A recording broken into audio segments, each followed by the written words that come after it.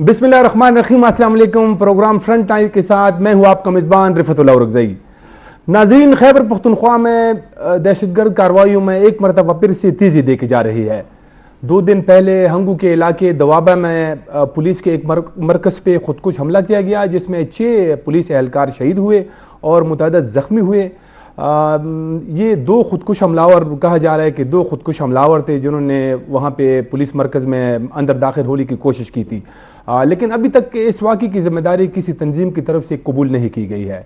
इस तरह अगर हम उमूमी तौर पर देखें तो खैबर पख्तूनख्वा में ऐसा कोई दिन नहीं गुजरता है जिसमें 2 या 3 दहशतगर्दी के वाक़यात न पेश आते हों। तो अब सवाल ये है कि ये हालात किस तरफ जा रहे हैं।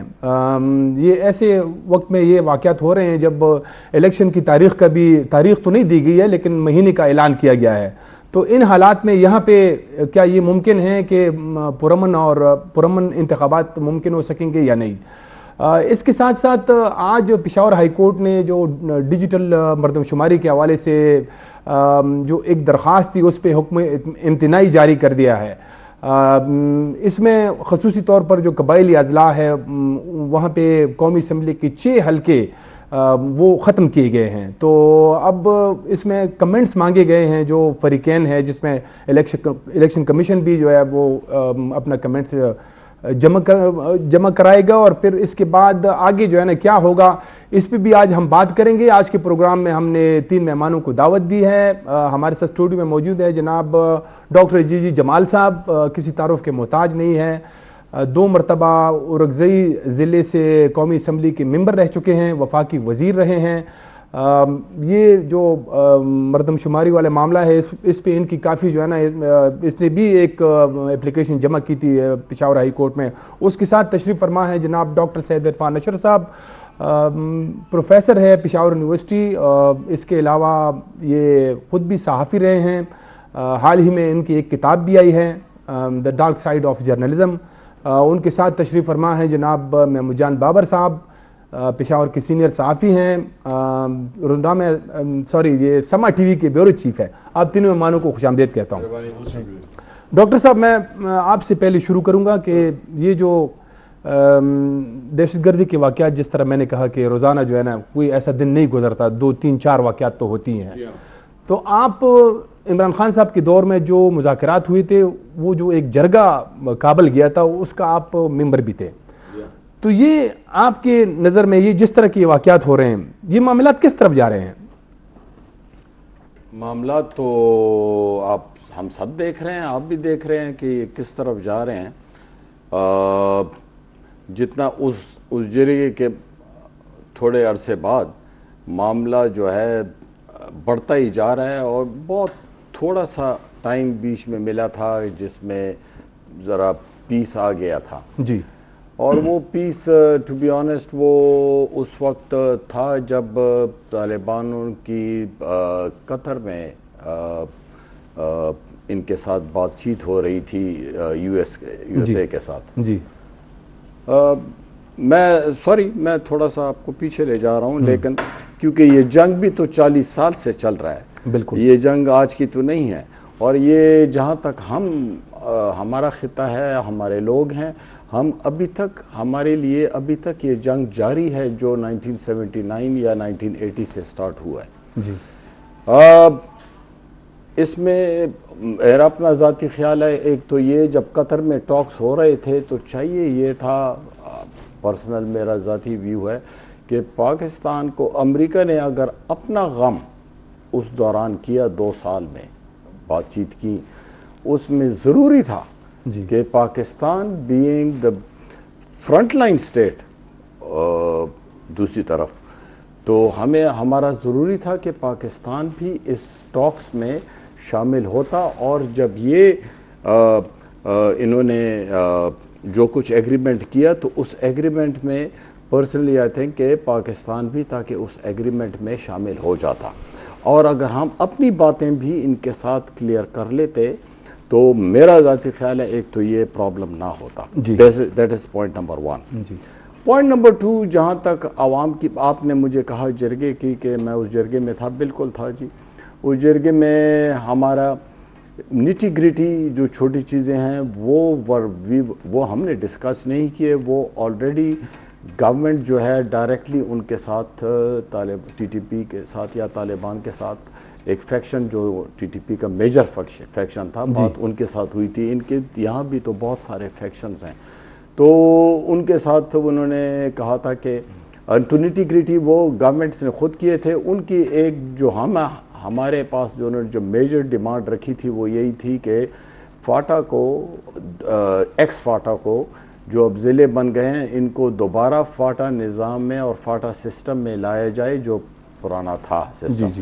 جس کا جواب ہم نے یہی ان کو دیا کہ یہ تو یا پارلیمنٹ اس کو چینج لا کر سکتا ہے کیونکہ یہ پارلیمنٹ اپرووڈ ہوا تھا, یا پھر اس وقت ہمارے ایک بہت بڑے گروپ نے جو ابھی بھی میری سمجھ میں ہے سپریم کورٹ میں فاٹا کے ایک بہت بڑے ایلڈرز گروپ نے کیس کیا ہوا ہے کہ یہ جو انضمام ہوا ہے یہ غلط ہوا ہے. جی بالکل. تو اس کا ہم نے کہا کہ یہ سپریم کورٹ کو ہم یہ کیس لے آئیں گے اور جب کبھی وہ تاریخ آئی اور اس میں ہماری ریکویسٹ ہوگی سپریم کورٹ سے کہ اس کا جلد از جلد فیصلہ کر لے, تو جو وہ فیصلہ پھر سپریم کورٹ کرے گی تو ہم آپ کو اس کا جواب پھر دے دیں گے کہ ہاں ہوا یا نہ ہوا. ٹھیک. Sir number 3 very important personally my point of view, یہ جب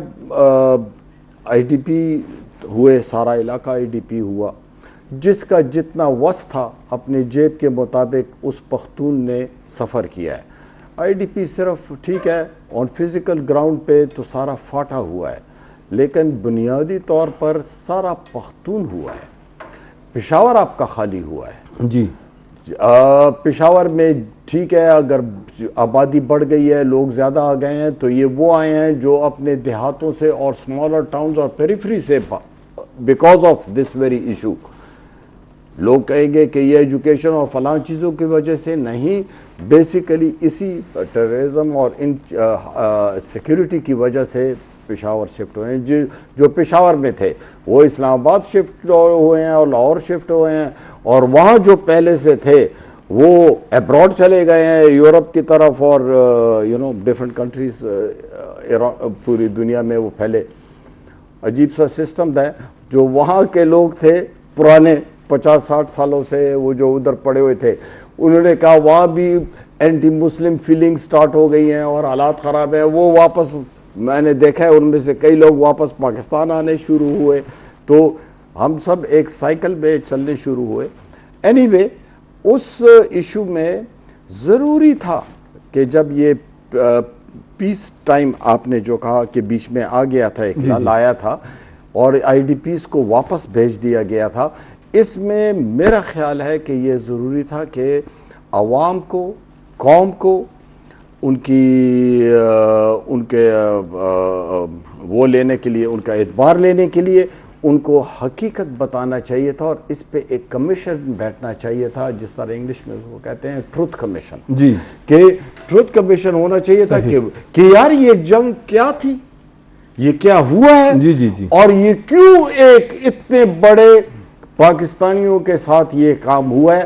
تو اگر یہ ٹروتھ کمیشن یہ بیٹھ کر یہ ایشو لے آتے, گڈ اور بیڈ جو کچھ بھی اس میں ہوتا, جو کچھ بھی ہوتا وہ خیر تھا, لیکن پبلک جو ہے وہ تسلی بخش ہو جاتی اوکے یہ ہوا ہے, آئندہ سے یار ہم یہ کام نہیں کریں گے. یہ کچھ سیاسی جماعتوں کی طرف سے اس کا مطالبہ بھی کیا جا رہا ہے. ڈاکٹر سید عرفان اشرف صاحب, یہ جو حالیہ اسپائک یہ اٹیکس میں جیسے میں نے کہا کہ آیا ہے, یہ بلوچستان میں بھی جو ہے نا یہ 2 دن پہلے ایک بہت بڑا وہاں پہ حملہ ہوا, عید النبی کا جلسہ تھا اس پہ وہ حملہ ہوا. اس طرح پھر خیبر پختونخوا کے اندر بھی مسلسل حملے ہو رہے ہیں. تو کیا اس کی یہ جو ریسنٹ اسپائک ہے کیا وجوہات ہے اس کی؟ بہت شکریہ رفعت صاحب. میں آپ کے سوال بڑا اہم ہے. اس سے پہلے جی جوال صاحب جو ہیں ان کو ایک بات کہنی ہے کہ وہ ان کا جو پوائنٹ آف ویو ہے ٹروتھ اینڈ ریکنسیلیشن پہ وہ پی ٹی ایم کے ساتھ بڑا قریب ہے. جی یہ پی ٹی ایم کا بھی مطالبہ ہے, تو میں ان سے ریکویسٹ کروں گا کہ بجائے یہ کہ وہ ملٹری کی جرگوں میں پی ٹی ایم کا مطالبہ ٹھیک ہے انہوں نے پہلے کیا تھا, لیکن یہ نواز گروپ جو ہے مسلم لیگ نون میں کہوں گا کہ آپ سب کا ایک ہی اگر پوائنٹ آف ویو ہے تو پھر آپ اکٹھے ہو جائیں, بجائے یہ کہ آپ جرگے میں کابل جائیں, آپ یہاں پر پہلے اس کا حل ڈھونڈیں پھر ملک سے باہر ان کے ڈھونڈنے کی کوشش کریں.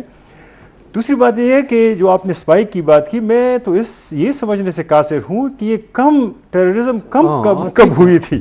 اس میں تو ہر ایک مہینہ اسپائک ہی لے کر آتا ہے. ٹھیک کہہ رہے ہیں آپ. یعنی جتنا اتار چڑھاؤ ہم نے دیکھا ہے گزشتہ 2 سالوں میں, وہ اس اتار چڑھاؤ نے یا اس چڑھاؤ نے وہ سارے خدشات, وہ ساری تعویلیں جو ہے نا اس کی نفی کی ہے کہ جس کے مطابق افغانستان میں طالبان کے آنے کے بعد حالات ٹھیک ہو جائیں گے, جس طرح ہمیں بتایا جاتا رہا ہے. ایک مہینے سے اگلے مہینے اسپائک ہوتا ہے, یعنی تیزی آتی ہے اٹیکس میں.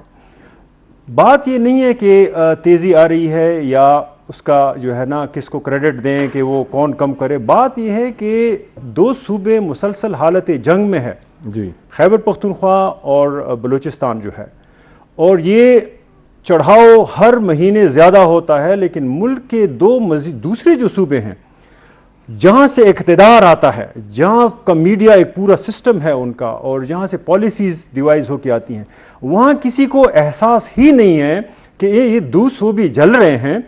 آپ کو میں ایک مثال دوں, پھر اس کے بعد اس پہ بات مزید کر سکیں گے, کہ گزشتہ 3-4 دنوں میں جو 2 اٹیکس ہوئے, بلوچستان میں ہوا اور خیبر پختونخوا میں جس کی طرف آپ نے اشارہ کیا, جی بالکل, ایک اندازے کے مطابق 100 کے قریب لوگ یا تو مرے ہوں گے, ایسے زیادہ زخمی اگر آپ دیکھیں, ایک میں تو 55 کے قریب مرے ہیں, 60. آپ بتائیں کہ ان 3 دنوں میں صرف قومی میڈیا پر, جو مین سٹریم میڈیا ہے, اس پہ جو پی ٹی آئی اور مسلم لیگ نون کے 2 فریقوں کا ایک لڑائی ہوئی ایک ٹاک شو میں, پورے میڈیا چینل اسی کو دکھا رہے ہیں, بار بار دکھا رہے ہیں. اس پہ جو ہے نا سوشل میڈیا وائبریٹ ہوا ہے وہ دکھا رہے ہیں. تو میں صرف یہ کہنے کی کوشش کر رہا ہوں کہ نہ تو ٹیررزم کبھی کم ہوا تھا. آپ کے سوال اب یہ ہونے بھی نہیں چاہیے کہ اس میں اسپائک آیا ہے, کیونکہ یہ عام نارمل بات ہو گئی ہے, ہر ایک مہینے سے دوسری مہینے زیادہ ہوتا ہے. بات یہ ہے کہ جن کی ذمہ داری ہے وہ ڈسیپشن کر رہے ہیں, وہ میڈیا کے سامنے ایسی کچھ باتیں تھرو کر دیتے ہیں کہ ہمارا میڈیا پورا اوور ویلم کر دیتا ہے پبلک امیجنیشن کو. اور یہ 2 صوبے جن میں یہ قتل عام جاری ہے لوگوں کا, اب وہ تعویلیں بھی نہیں ہے کہ انڈیا افغانستان میں بیٹھا ہے اور وہاں سے جو ہے نا سب کچھ ہو رہا ہے. یہ تعویل بھی ختم ہو گئی کہ وہاں سے طالبان وہاں آ جائیں گے تو سارا معاملہ ٹھیک ہو جائے گا. اب تعویل یہ ہونا چاہیے کہ جو اقتدار میں ہمارے ہاں بیٹھے ہوئے ہیں وہ کیا کر رہے ہیں, ان کا کیا اخلاقی جواز ہے, ان کی کیا مورل اور پبلک ریسپانسبلٹی ہے کہ اس اسپائک میں جو دن بدن اضافہ ہو رہا ہے اس کو کم کریں یا اس کو ختم کریں یا اس کے لیے کوئی کاروائیاں کریں. تو یہ اس کا جواب ہے میرے خیال میں. ٹھیک, تو یہ محمود بابر صاحب جیسے ڈاکٹر صاحب نے کہا کہ یہ تو سوال ہی نہیں ہے کہ جو ہے نا یہ دن بدن اضافہ ہو رہا ہے, اضافہ تو چل رہا ہے مسلسل. تو یہ آپ انہوں نے کہا کہ یہ افغانستان اس کی وجہ ہے کہ وہاں پہ 2 سال پہلے جو ہے وہ حالات تبدیل ہوئے, اس کے بعد سے یہاں پہ اٹیک شروع ہوئے, خاص کر 2 صوبوں میں. آپ بھی یہی کہتے ہیں, یہی وجہ ہے؟ دیکھیں, افغانستان میں جو حالات تبدیل ہوئے وہ نہیں, بلکہ ہماری انڈرسٹینڈنگ کی وجہ سے ہمیں تکلیف ہو رہی ہے. اچھا, اس وقت جو ہماری انڈرسٹینڈنگ تھی, ہم اصل میں مس جج کر جاتے ہیں چیزوں کو. ہمیں یہ احساس ہوتا ہے کہ اگر فلاں آ جائے گا تو ہمارے لیے یہ چیزیں ٹھیک ہو جائیں گی. ہم اس برے دنوں کے لیے تیاری نہیں کرتے. میں یہ سوچتا ہوں کہ رفعت صاحب آئیں گے تو میرے تمام مسئلے حل ہو جائیں گے. اب مجھے یہ احساس نہیں ہے کہ رفعت صاحب جو آ رہے ہیں تو اس کی اپنی احساسات کیا ہیں میرے بارے میں, وہ اس کے لیے تیار ہے بھی یا نہیں ہے, اور اس کی اور کیا پیچھے مجبوریاں کیا ہیں, کتنے وزن اس نے اپنے پیچھے باندھے ہوئے ہیں جو کہ میرے خلاف ہیں اور جس کی وجہ سے وہ ہل بھی نہیں سکتا میرے حق میں. تو ہم ان چیزوں کو میرے خیال میں ہم نے جج نہیں کیا صحیح طریقے سے. ہم یہ سمجھے کہ بس وہ جس طرح کہتے ہیں ماہی آوے گا, جو ہم کہتے تھے کہ وہ آئے گا تو بس سب ٹھیک ہو جائے گا. تو ہماری اس وقت کی کیلکولیشنز ابھی تک کسی بھی سٹیج پہ میرے خیال میں ٹھیک ثابت نہیں ہوئی, پولیٹیکلی بھی ٹھیک ثابت نہیں ہوئی. ہم جن لوگوں نے افغانستان کے لیے یہ ساری تیاری کی تھی انہی لوگوں نے پاکستان کے اندر پولیٹیکلی بھی تیاری کی تھی, عمران خان صاحب کو بھی لے کے آئے تھے. وہ اب کہتے ہیں کہ جی وہ ہماری وہ معذرت خواہ ہیں, جی بلکہ معذرت بھی نہیں کرتے, وہ کہتے ہیں بس جی وہ غلط ہو گئی, اب ہم ٹھیک کرنے جا رہے ہیں. ہم اسی سے انہی لوگوں سے وہ ٹھیک کروا رہے ہیں جنہوں نے غلط کیا تھا. ان کا ابھی تک تو کچھ اتنا بڑا زیادہ ٹھیک ثابت نہیں ہوا نا. تو ہم کہتے ہیں کہ جی آپ سے اگر اس چڑھائی پہ یہ گاڑی نہیں چڑھتی تو آپ ذرا اتر جائیں, تو یہ ہمارا ایک ساتھ ایک ڈرائیور ہے, ذرا اس کو بیٹھنے دیں, تو شاید یہ اچھے طریقے سے یہ گاڑی چڑھا دے, نہ گاڑی کو بھی نقصان نہیں ہوگا اور پیٹرول بھی کم چلے گا اور ہمیں یہ پہنچا بھی دے گا. اگر آپ کو نہیں آتا تو آپ سائڈ پہ ہو جائیں. آپ وہ کہتے ہیں نہیں وہ جو میں نے کیا تھا تو وہ بھی میں نے کیا, وہ بھی ٹھیک تھا اور یہ بھی ٹھیک ہے, حالانکہ خود ہی کہتے ہیں وہ غلط تھا. تو جب آپ کا اور میرا ابھی آپ یہاں بیٹھے ہیں, آپ کے دو اندازے اگر غلط ثابت ہوں گے تو یہ خیبر ٹی وی آپ کو پھر نہیں چھوڑے گا. وہ آپ کو کہے گا یار آپ کیا کر رہے ہیں ہمارے ٹی وی کے ساتھ, یہ تو آپ ٹی وی خراب کر رہے ہیں, آپ کے تو انداز ہی سارے غلط ہیں. تو میرا خیال ہے کہ اندازوں کی بھی ایک احتساب ہونا چاہیے. ہمارے ہاں پیسوں کا احتساب ہوتا ہے, یہاں پہ دانش کا احتساب نہیں ہوتا, انٹیلیکٹ کا احتساب نہیں ہوتا. یہ جی جمال صاحب کی اتنی کیپیسٹی بھی ہے کہ یہ مسئلے حل کرے جب ہم سب اس کے حوالے کریں, نہیں, اس دانش کا احتساب ہونا چاہیے. جب تک یہ نہیں ہوگا آپ کچھ بھی کریں کچھ نہیں ہوگا. ناظرین ایک بریک کی طرف جاتے ہیں, بریک کے بعد جب آئیں گے تو اپنے مہمانوں کے سامنے مزید سوالات رکھیں گے, ہمارے ساتھ رہیں. بریک کے بعد دوبارہ خوش آمدید. ڈاکٹر صاحب ہمارا دوسرا موضوع جو جیسے میں نے کہا بھی کہ آج پشاور ہائی کورٹ نے جو ڈیجیٹل حلقہ بندیاں کی گئی ہے تو اس کے خلاف ایک اسٹے آرڈر جاری کیا ہے. تو اب اس کے بعد جو خاص کر جو قبائلی اضلاع کے 6 اضلاع کی بات ہو رہی تھی کہ ان کے 6 سیٹیں ختم کی گئی ہے, اس میں تھوڑا سا اپنے ناظرین کو بتاؤں بھی کہ ان میں جن جو حلقے ختم کیے گئے ان میں باجوڑ, خیبر, جنوبی وزیرستان اور کرم کے اضلاع شامل ہے. پہلے یہ 2 قومی اسمبلی کے یہاں پہ نشستیں تھی, اب یہ 1 کر دی گئی ہے. اور اس کے علاوہ جو ایک FR کا حلقہ تھا وہ بھی ختم کیا گیا ہے. اور اس کے ساتھ ایک اور جو اورکزئی ضلع جو پہلے وہاں پہ بھی ایک قومی اسمبلی کی سیٹ تھی اس کو بھی ختم کر کے اورکزئی کو اب ہنگو کے ساتھ مرج کر دیا گیا ہے, تو وہ 1 حلقہ ہو گیا ہے. تو ڈاکٹر صاحب آپ خود بھی اورکزئی سے 2 مرتبہ قومی اسمبلی کے رکن بھی رہ چکے ہیں, اس پہ آپ کی ایک پٹیشن بھی ہائی کورٹ میں آپ نے دائر کی تھی. تو یہ جو ابھی فیصلہ ہوا ہے یہ تو ابھی ابتدائی فیصلہ ہے, اس پہ اب مزید جو ہے نا کمنٹس میں آگے گئے ہیں, تو آپ اس سے مطمئن ہیں؟ آف کورس مطمئن تو ہم بالکل نہیں. دیکھیں جی, جب ایک جہاں تک یہ ایشو ہے, یہ اس ایشو کو ریزالو کرنے کے لیے راستے بنیادی طور پہ 3 ہیں, جس میں 2 امپورٹنٹ ہیں. ایک کہ جوڈیشل راستہ انسان اختیار کرے, دوسرا اس کا پارلیمنٹیرین لا والا راستہ اختیار کرے جو مدر آف لا ہے, جو بتاتا ہے کہ بھئی یہ ہوگا اور اتنا ہوگا. ڈویژن تو وہی کرتا ہے, ECP تو نہیں کرتا. اور تیسرا جو ہے کہ بس وہ ہے نونتوب ہے کہ بس ہم پھر کسی کا نہیں مانتے, اینڈ جس میں پھر آف کورس نقصان تو علاقے کا ہی ہو جاتا ہے ان دی اینڈ. جی, گورنمنٹ ڈزنٹ کیئر کہ بھئی کون اس پہ کیا اس کا ویدر کر رہے ہیں نہیں کر رہے. یہ 2017 میں جب ہوا, جس طرح آپ نے کہا ہم سینسس, تو ہم نے اس وقت پٹیشن یہ دائر کی تھی کہ ہمارا پورا 2 سب ڈویژن ہے. میں اورکزئی کی مثال دوں گا, اور اس میں زیادہ افیکٹ ہم اور مسعود ٹرائب ہوا تھا جی, ساؤتھ وزیرستان کے, کہ ہمارا اپر سب ڈویژن 100% IDP تھا. اچھا. اور مسعود جو تھا اسی طرح وہ تو بیچارہ تقریباً سارا IDP تھا. اینڈ تو ہم نے پٹیشن یہی جمع کی تھی کہ بھائی آپ کس چیز کا سینسس کر رہے ہیں. میں نے اس زمانے میں بھی ہم نے ان کو کہا کہ آپ درختوں کو وہ کر رہے ہیں, گن رہے ہیں, آپ پتھروں کو گن رہے ہیں, آپ پہاڑوں کو گن رہے ہیں, آپ کس کو گن رہے ہیں؟ وہاں تو بندہ ہی نہیں ہے, IDP بنایا ہوا ہے. امپورٹنٹ سر, یہ بہت امپورٹنٹ بات ہے جی. IDP یہ جتنے ہمارے حلقے ہوئے ہیں, لوگ IDP تھوڑے خود ذاتی طور پہ تھوڑے لوگ IDP ہوئے ہیں, بہت تھوڑے لوگ. اچھا. IDP جو علاقہ IDP ہوا ہے وہ گورنمنٹ کے کہنے پہ ہوا ہے. اگر ایک چیز گورنمنٹ کے کہنے پہ ہوئی ہو تو پھر گورنمنٹ کی رسپانسبلٹی ہے کہ ان کا انٹرسٹ بھی دیکھے گڈ اور بیڈ دونوں میں حالاتوں میں، کیونکہ اس نے تو گورنمنٹ کی بات مان کر اس نے علاقہ چھوڑ دیا. اب یہ جب اب تو 2017 میں اپر سب ڈویژن کے لوگ ہی نہیں تھے، وہی ہوا کہ ٹوٹل نفری 2.5 لاکھ نکلی. جی رفلی میں اندازہ بتا رہا ہوں، 2,50,000 نکلی، 50,000 نکلا. اور آپ اس سے اندازہ لگائیں کہ ووٹر جو ہے 2018 میں وہ 2,35,000 ہے اور ٹوٹل آبادی 2,50,000 ہے. جی اب اس سے میں جی اور کیا کہوں.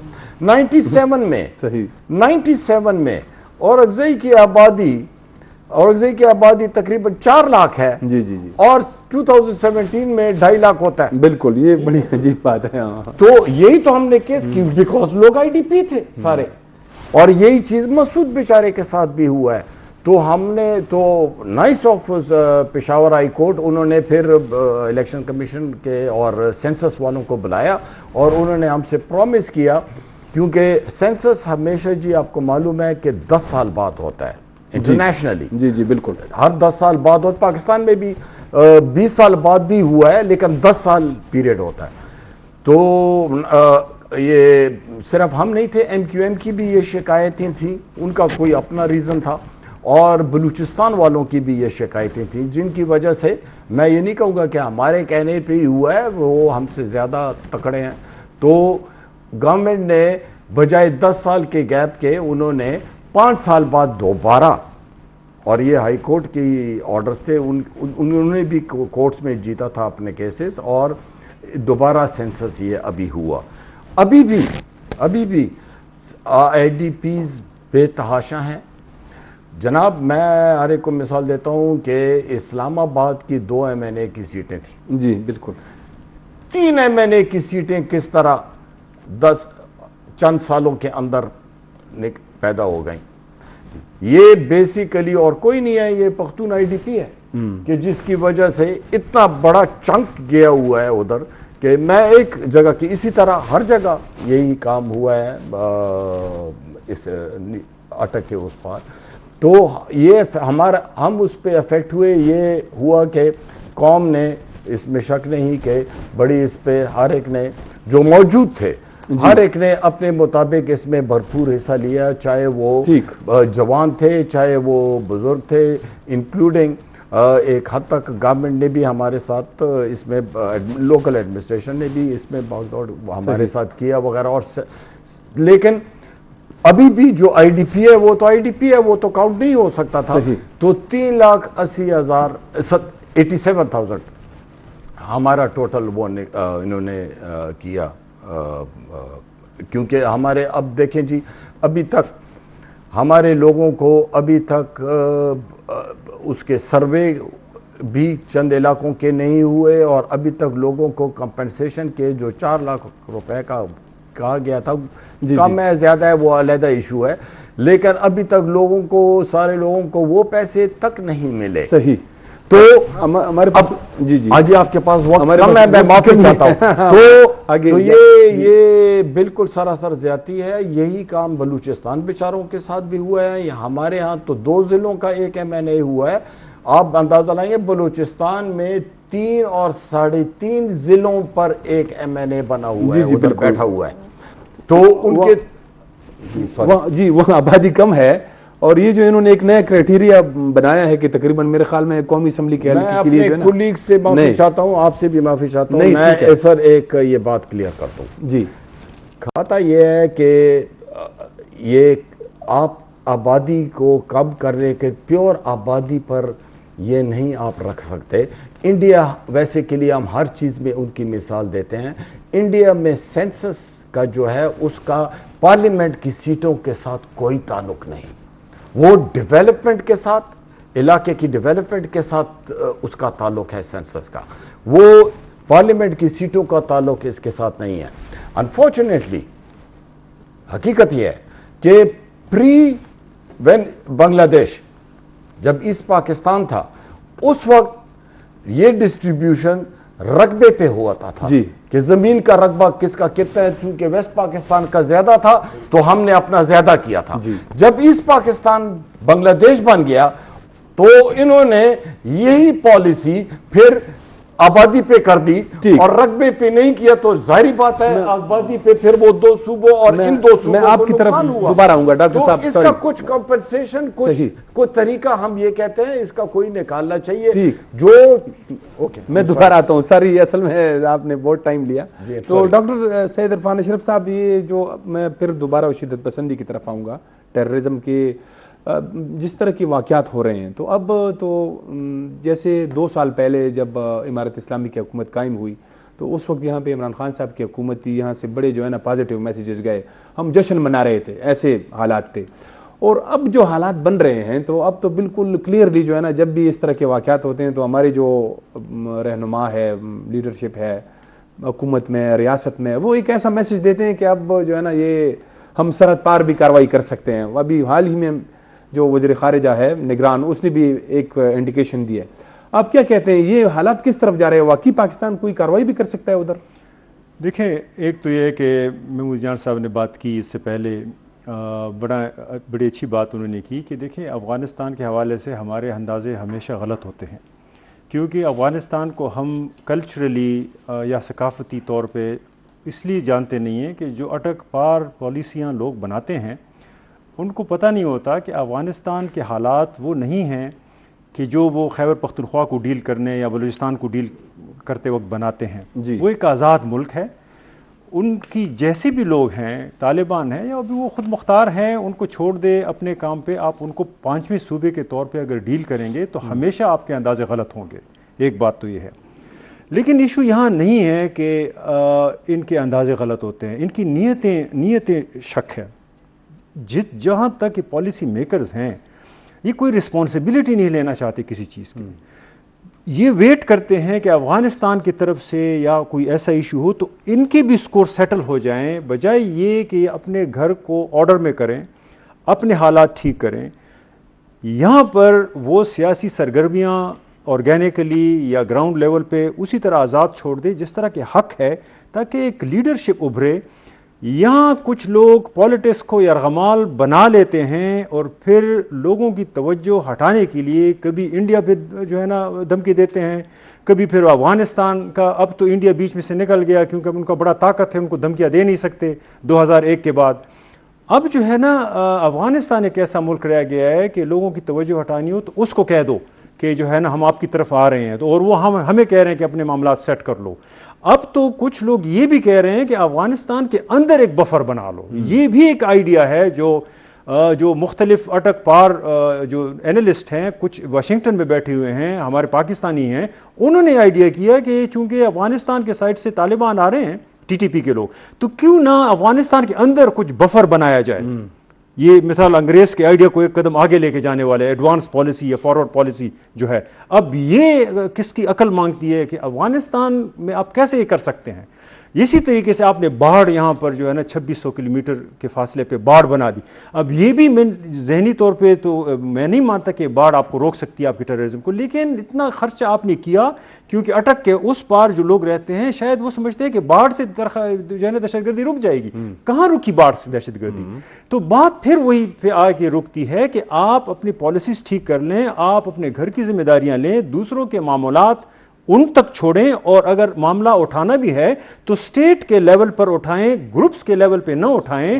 اگر کوئی تنازع ہے، کوئی مسئلہ ہے تو بر وقت اقدام اٹھائیں اور کابل کے ساتھ اٹھائیں، ذمہ داروں کو بیچ میں بٹھائیں. میں ذمہ داروں کی بات کرتا ہوں تو آپ کی ریجنل پاورز ہیں. آپ نے امریکہ کی طرف ضروری نہیں ہے کہ جانا ہے اس کو ہر چیز میں انوالو کرنا ہے، کہ آپ نے دوحہ ایکارڈ میں ان کے ساتھ معاہدے کیے ہیں کہ افغانستان کی سرزمین دوسرے کے خلاف یوز ہوگی تو پھر اس کی ذمہ داری طالبان پہ ہوگی. کر لیں یو این کے اس پہ یا یو ایس کے ساتھ، لیکن سب سے بڑی ذمہ داری پہلے پاکستان کی لیڈرز کی یہ ہے کہ وہ ایران، جو سینٹرل ایشین سٹیٹس ہیں، چائنا، ہم اپنے علاقوں کے مسائل اپنے ہی ریجنل طور پہ اس کو سیٹ کرنے کی کوشش کریں.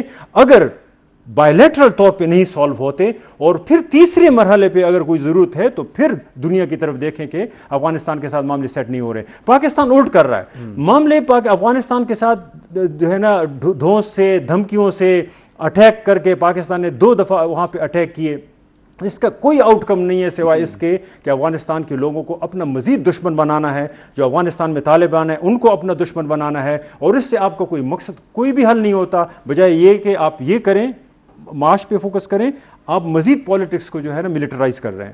نہیں, ادھر سے جب حملے ہوں گے تو اب ٹھیک ہے, آپ اس کو جو ہے نا دوستی کا آپ ہاتھ دے رہے ہیں, لیکن اگر وہاں سے مسلسل حملے ہو رہے ہیں جیسے 2 سال سے ہو رہے ہیں, تو آپ کتنا مطلب آگے جائیں گے؟ محمود جان بابر صاحب, یہی سوال آپ سے کہ جو اس سے پہلے ڈاکٹر اشرف غنی اور جو حامد کرزئی صاحب کی حکومتی تھی, تو اس کے ساتھ جس طرح ہمارا تعلق تھا کہ وہ ایک دوسرے کو, دونوں ممالک جو ہے نا ایک دشمن قرار دیتے تھے, کیا ہم اس سٹیج پہ طالبان کے ساتھ بھی پہنچ گئے ہیں؟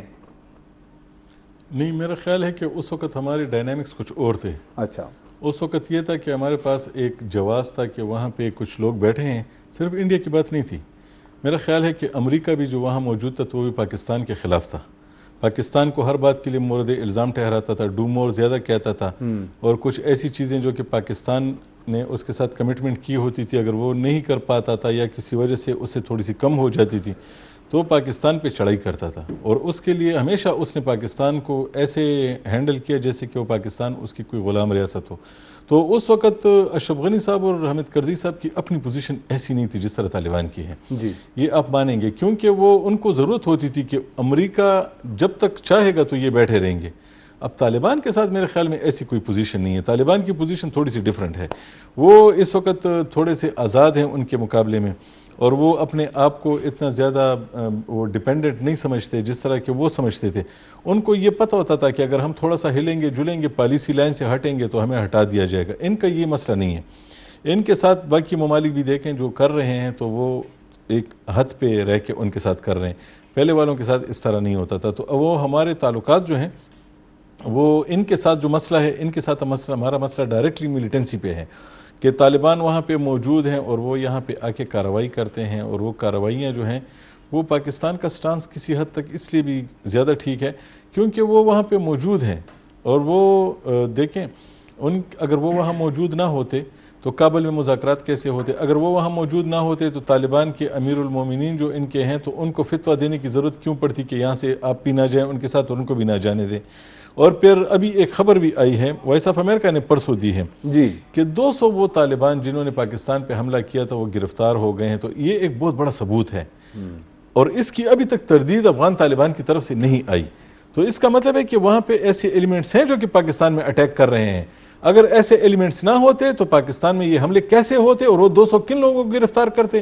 تو پاکستان کا یہ سٹینڈ یہاں پہ ٹھیک ہے, اور اس کی ڈیمانڈ بھی ٹھیک ہے کہ جب آپ نے پوری دنیا کو یہ کہہ دیا ہے کہ افغانستان کی سرزمین آپ کے خلاف استعمال نہیں ہوگی, تو میرے خلاف کیوں ہو رہی ہے؟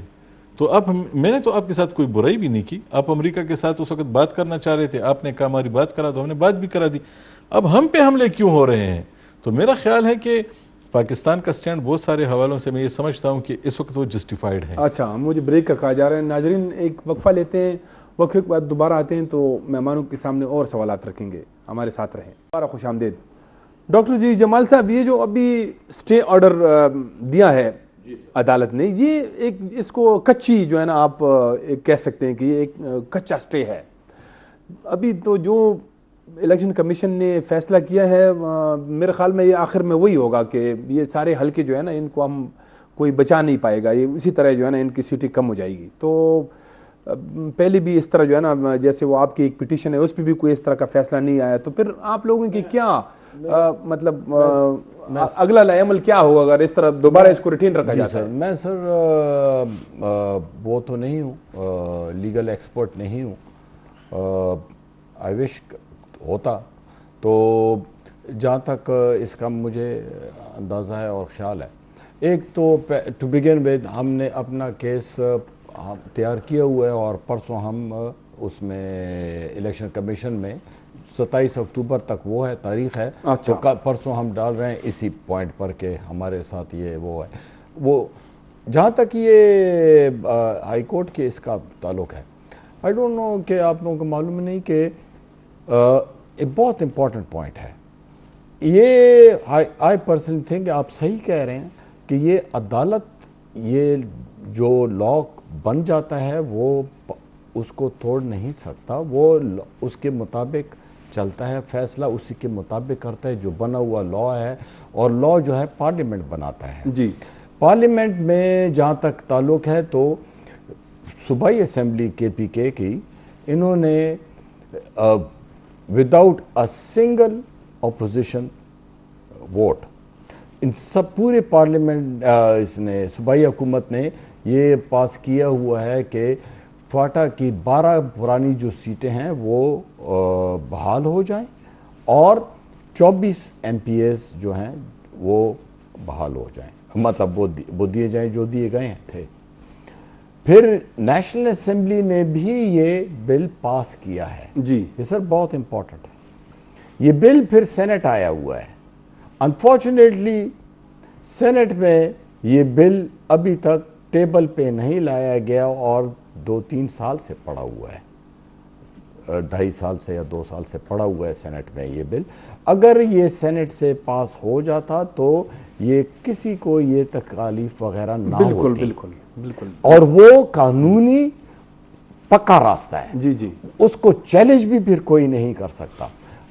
چلیں امید کرتے ہیں کہ آنے والے جو ممبران لوگ, علاقے کے لوگ اور صوبہ اور ہمارے لوگ جو جن کو الیکٹ کریں, آئی ہوپ کہ ایسے لوگ ہوں کہ جن کو یہ ڈیمانڈز رکھی جائیں کہ تم یہ کم از کم جو سینٹ میں وہ جو پڑا ہوا یہ بل ہے اس کو ٹیبل کیا جائے اور اس کو پاس کیا جائے. صحیح ہے. یہ محمود بابر صاحب, جمال صاحب جب یہ سب کچھ ہو رہا تھا اور یہ سینسز ہو رہی تھی, یہ حلقہ بندیاں بھی ہو رہی تھی, اس وقت جب لوگوں کو گنا جا رہا تھا, آپ کے حلقے کے لوگ IDP تھے, باہر تھے. جی ہاں, آپ لوگوں کو معلوم تھا کہ یہ باہر ہیں تو سینسز جب ہوں گی تو ہمیں کم گنا جائے گا.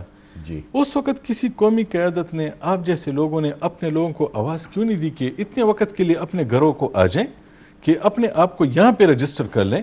آپ کے لوگوں نے یہ پریفر کیا کہ وہ اپنے آپ کو اسلام آباد میں رجسٹر کریں, پشاور میں رجسٹر کریں. قصور کس کا ہے؟ جی جی, یہ آپ صحیح کہہ رہے ہیں. ہم نے اس وقت ایڈمنسٹریشن سے بات کی. ہمیں ایڈمنسٹریشن نے پھر یہی کہا کہ ہم ہنگو ہیڈ کوارٹر میں بیٹھے ہوئے ہیں, آپ لوگ آئیں جو وہ ہیں IDPs ہیں, اور ہم آپ کا ادھر ہی کر لیتے ہیں. انفارچونیٹلی اور ہم لوگ آئے لیکن جب رزلٹ نکلا تو وہ اس کے برعکس تھا اور ان کو نہیں کاؤنٹ کیا گیا. IDPs رجسٹر ہونے کے لیے آئے تھے, آپ کہہ رہے ہیں یہ سینسس کے لیے. اچھا, سینسس کے لیے, سینسس کے لیے آئے تھے لوگ, اپنے یاد آئے تھے, ہم نے وہ سارے راستے جی وہ اچھا, لیکن ہم تو یہی کہہ رہے ہیں, یہی رو رہے ہیں. اب آپ پھر کیا کہیں گے کہ آنیسٹلی فاٹا میں اس لیے یہ امپریشن چل رہا ہے کہ ہمارے ساتھ سوتیلی ماں جیسا سلوک ہو رہا ہے. اسی پہ جو ہے نا ڈاکٹر صاحب, میں ان سے بھی, ہمارے پاس وقت کی بھی کمی ہے, یہ دونوں جو میرے مہمان ہیں, ایک سوال ان سے بھی کرتا ہوں.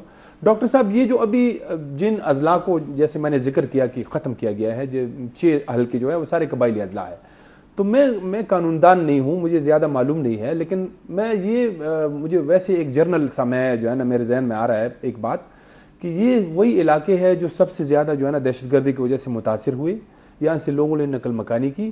تو ان علاقوں کو جو ہے نا, یعنی اب ان کا جب آپ حلقہ کاٹیں گی تو ان کے جو ان کا شیئر ہے وہ شیئر بھی جو ہے نا مطلب ختم ہوگا. جیسے اب اورکزئی اور ہنگو کا جو ہے نا ایک ہی مطلب حلقہ ہو گیا, تو دونوں کو جو ہے نا ایک پہ آپ شیئر پہ آپ نے رکھ لیا ہے. تو میں یہ, آپ اس بارے میں کیا کہیں گے کہ جیسے ان علاقوں کو جو ہے نا پسماندہ بھی ہے, ان کے ساتھ تھوڑا سا ریلیکسیشن کرنا چاہیے تھا. اور ہنگو بھی پتہ ہے, بالکل وہ بھی ہے.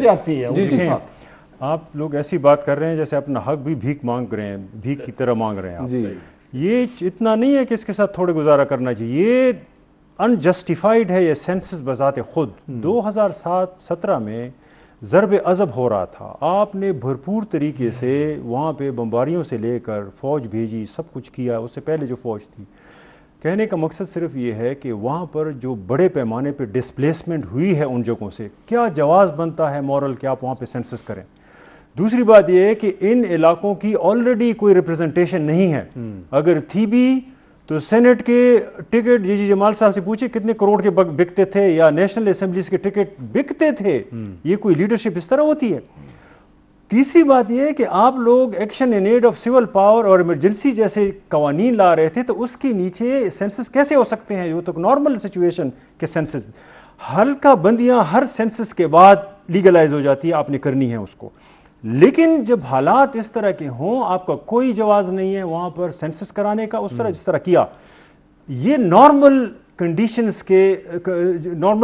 میں کیے جانے والے اقدامات ہیں، یہ اس طرح کی کنڈیشن میں نہیں ہو سکتے. اگر آپ لوگ انہیں کیے ہیں تو اس کو پھر لارجر پرسپیکٹو میں دیکھنا ہوگا، اور وہ کیا ہے؟ وہ یہی ہے جو فاٹا میں ہو رہا ہے. فاٹا سے بے دخلیاں ہو رہی ہیں، وہاں پہ نوجوان نہیں رک رہے، وہاں پہ تعلیم کا جو حشر ہو رہا ہے. پورے فاٹا میں ایک یونیورسٹی آپ کو نہیں ملے گی. درادم خیل میں گزشتہ 10-15 سال سے یونیورسٹی کے وائس چانسلر ہیں، وہاں سٹوڈنٹس نہیں ہیں. وہ کالج کو یونیورسٹی بنانے کی کوشش کی جا رہی ہے، ابھی تک اس کا یہ حال ہے. وزیرستان میں یونیورسٹی بنانے کے نام پہ جو کچھ ہو رہا ہے اب نہیں پتہ کہ کب شروع ہوگا. ہمارے بارڈرز جو سیل ہو چکے اس پہ ایسے ادارے بیٹھے ہوئے ہیں کہ وہ سارا کچھ کنٹرول کر رہے ہیں، ان کا کام ہی نہیں ہے. میں یہ کہنے کی کوشش کر رہا ہوں کہ چونکہ لیڈرشپ نہیں ہے، ریپرزنٹیشن نہیں ہے، وہاں پر بے دخلی کی سچویشن ہے، ایمرجنسی لاز ہیں وہاں پہ، اداروں کا ایکسٹینشن اس طرح نہیں ہوا جس طرح ہونا چاہیے. تو وہ لوگ وہاں پر صاحب اقتدار ہے جن کا پولیٹیکلی کوئی جسٹیفیکیشن ہی نہیں ہے وہاں پہ. تو اس کا مطلب تو یہ ہے کہ اس کے پیچھے مالافائڈ انٹینشن ہے. کچھ لوگوں کو فائدہ ہو رہا ہے اس پوری صورتحال سے اور اس کا وہ فائدہ اٹھا رہے ہیں. اور جی جمال جیسے لوگ، صاحب جیسے لوگ، میرے اور آپ جیسے لوگ آواز تو اٹھاتے ہیں، لیکن اس کا پھر آؤٹ کم اس لیے نہیں ہوتا کہ کبھی کبھی جی جمال جیسے لوگ ہمیں بٹرے کر کے ان کے ساتھ چلے جاتے ہیں. ٹھیک ہے، تو میں مجان باور صاحب آپ اس پر کیا کہیں گے کہ یہ جو قانون سامنے لایا گیا ہے کہ جی یہ قانون ہے، اب 7 سے 9 لاکھ جو ہے نا لوگ کہے جا رہے ہیں ایک حلقے کے لیے قومی اسمبلی کے، تو یہ سارے جو اضلاع جو حلقے کاٹے گئے ہیں وہ سارے پسماندہ علاقے ہیں اور وہاں پہ بڑی جنگ رہی ہے، سارے لوگ جو ہے نا نقل مکانی کر چکے ہیں وہاں سے. آپ کیا کہتے ہیں؟ دیکھیں، اگر آپ کوئی اسپیشل ٹریٹمنٹ مانگ رہے ہیں نا تو آپ کو وہ اسپیشل ٹریٹمنٹ یاد رکھنی چاہیے جو کہ فاٹا مرجر کے وقت ہوئی تھی. اچھا، آپ کو کہا گیا تھا کہ 1000 ارب روپے اس علاقے کو ملیں گے اور اس کو اپنے پیروں پہ کھڑا کیا جائے گا. جب آپ نے بڑے اعلان کا کچھ نہیں کیا تو چھوٹے اعلان میں آپ کیا مانگ رہے ہیں؟ مجھے تو نہیں سمجھ آ رہی کہ آپ کو بڑے کھانے میں نہیں بلایا گیا تو آپ بچے کچھ کھانے میں سے کیوں کچھ مانگ رہے ہیں؟ اس میں سے آپ کو آپ کا حصہ ملا ہے، اس میں ٹرائبل ایریا کو کیا ملا ہے؟ کچھ نہیں ملا. پورے پاکستان میں وہ اس وقت ایک لوگوں نے کریڈٹ لینے کی کوشش کی کہ دیکھیں ہم تو فاٹا کو مین سٹریمنگ اس کی کر دی ہے نا، لیکن میں یہ کہہ رہا ہوں جب وہ حق آپ نے اس کو نہیں دیا، لیکن پھر بھی بات ہوئی ہے یہ اس ملک کی پولیٹیکل لیڈرشپ کی سب سے بڑی کمزوری ہے کہ وہ پبلک کے ایشوز پہ کھڑے نہیں ہوتے. ان علاقوں سے ووٹ تو لینا چاہتے ہیں. میں یہ کہنا چاہتا ہوں مولانا صاحب جیسے لوگوں کو وہاں پہ بات کرنی چاہیے کیونکہ اس کے زیادہ لوگ وہاں سے الیکٹ ہو رہے ہیں. وہ جماعت اسلامی کے لوگوں کو وہاں کے لیے بات کرنی چاہیے، تحریک انصاف کے لوگوں کو ان کے مطالبات کو اپنے پولیٹیکل مینیفیسٹوز میں شامل کرنا چاہیے کہ ان لوگوں کے ساتھ آپ کر کے، کیونکہ ان لوگوں کو وہاں سے ووٹ ملتے ہیں. جن لوگوں کو ووٹ ملتے ہیں وہ اس وقت غیر جانبدار کیوں ہو جاتے ہیں؟ بھائی آپ کو ووٹ چاہیے لیکن جب مجھ پہ سختی آ رہی ہے اس وقت آپ نہیں ہیں. تو میں یہ کہہ رہا ہوں ایک تو مقامی لوگوں نے یہ زیادتی کی اپنے آپ کو رجسٹر کرنے کے لیے، اگر وہ نہیں آئے، اگر وہ آئے ہیں تو پھر انتظامیہ نے زیادتی کی ہے کہ ان کو رجسٹر کیوں نہیں کیا. اگر یہ دونوں ہوئے ہیں تو پھر پولیٹیکل پارٹیز جن کو وہاں سے ووٹ ملتے ہیں وہ خاموش کیوں رہے؟ اور سرکار کو چاہیے تھوڑا سا رحم کرے. میں مجان باور صاحب، ڈاکٹر سید عرفان اشرف صاحب، جی جمال صاحب، آپ تینوں کا بہت بہت شکریہ. ناظرین، آج ہم نے 2 موضوعات پہ بات کی اور ہم نے کوشش کی کہ وہ جو مسائل ہے وہ آپ کے سامنے لائے جائیں. اس کے ساتھ ہی پروگرام کا وقت ختم ہو چاہتا ہے. اجازت دیجیے، خدا حافظ.